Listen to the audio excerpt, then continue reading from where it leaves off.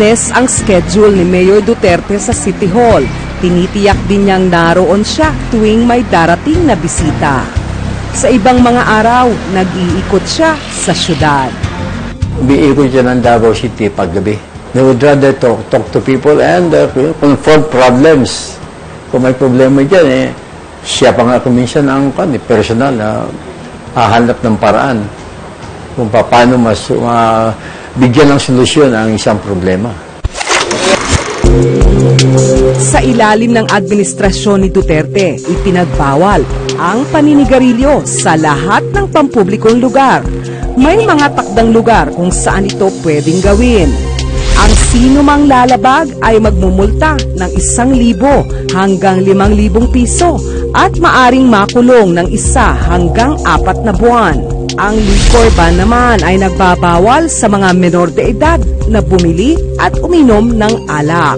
Ipinagbabawal din sa mga tindahan ang magbenta nito mula 1:00 ng madaling araw hanggang 8:00 ng umaga. 3,000 piso hanggang 5,000 piso ang multa. Pwede ring makulong mula 3 buwan hanggang 5 taon. Ang mga negosyante naman pwedeng makansela ang business permit. Nakita ng tao na pag mayroong ordinance, you have to follow.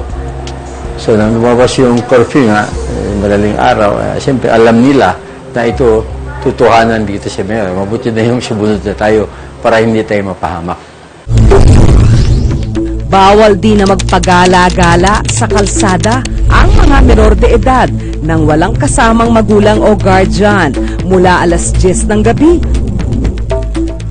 Para sa akin okay naman kasi para may disiplina yung tao. Tama kay ma'am, kay mismo ako ma'am, kay wala mo ko nakapil nga naga-drugs dito sa Davao ma'am. Dahil sa mga nakita nila sa ginagawa ni Mayor Duterte, pag-implement ng mga ordinances at saka ang kanyang pagka-fair and unjust, naging disiplinado ang mga tao, mga Davaoeños. Nasa ilalim ng Public Safety and Security Command Center and City Traffic Management ang Central 911, ang Civil Security Unit at ang Intelligence Operations Center. So to assure them na safe ang Davao, naglagay tayo ng 911, naglagay tayo ng public safety cameras, naglagay tayo ng maraming gaya ng Task Force Davao, nag-create tayo niyan. Nung binomba kami, nagtayo ang mayor natin ng Task Force Davao, man by Philippine Army Contingent na tumutulong sa kapulisan at binigyan natin ng gamit.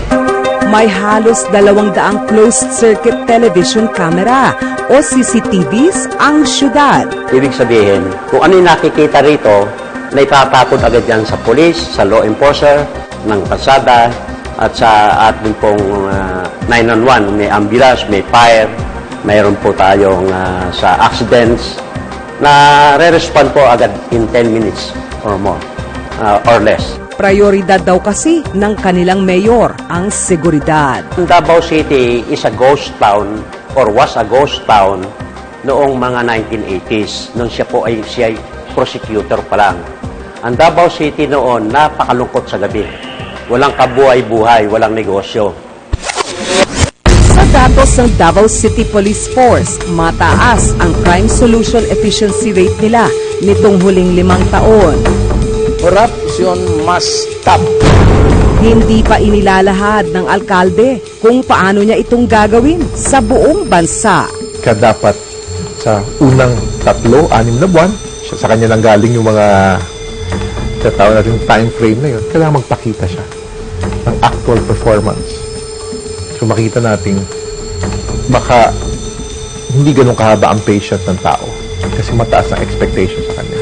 Ngunit ang maganda dito, pag napatubad naman niya to in 3 to 6 months, makita natin madaming reformang pwedeng magbago. Si Mayor Rodrigo Duterte, President-elect na ngayon. Sa mga susunod na buwan, malalaman kung matutupad niya ang pangakong solusyon sa krimen at droga.